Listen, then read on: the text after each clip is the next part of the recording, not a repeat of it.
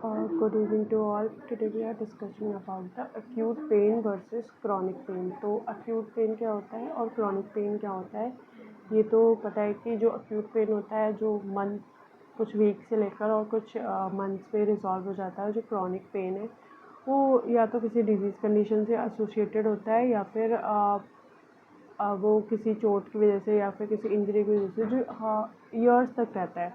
ठीक है, तो here the some characteristics of the pain and here's the difference of acute and chronic pain in between these characteristics. सबसे पहले we are discussing about the duration. So the duration of the acute pain is short duration, few weeks से लेकर months तक होता है। उसके बाद दूसरा आता है हमारा लॉन्ग मंथ से लेकर ईयर्स तक चलता है। उसके बाद है हमारा अंडरलाइन कॉज, किस वजह से हमारा अक्यूट पेन होता है।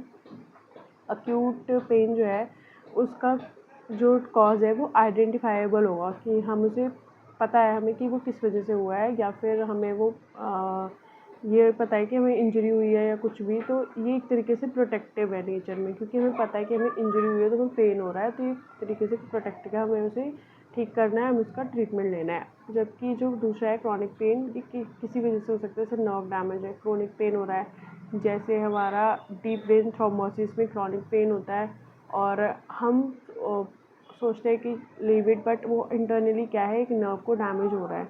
अंडरलाइन कोई भी मेडिकल और साइकोलॉजिकल फैक्टर की वजह से हो सकता है।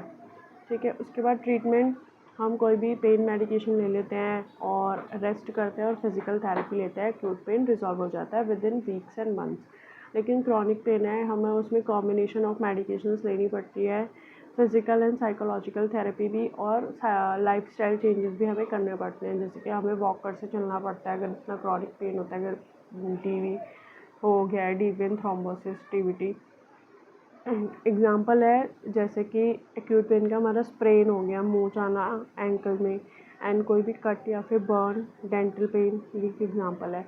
उसके बाद क्रॉनिक पेन का एग्जाम्पल है कि लो बैक पेन हो रहा है हमारा, फाइब्रोमाइल्जिया हो गया है, ठीक है, एंड न्यूरोपैथिक पेन कोई भी हो गया है, तो that is the chronic pain. ठीक है, I hope you like the video, please share, subscribe my channel, thank you.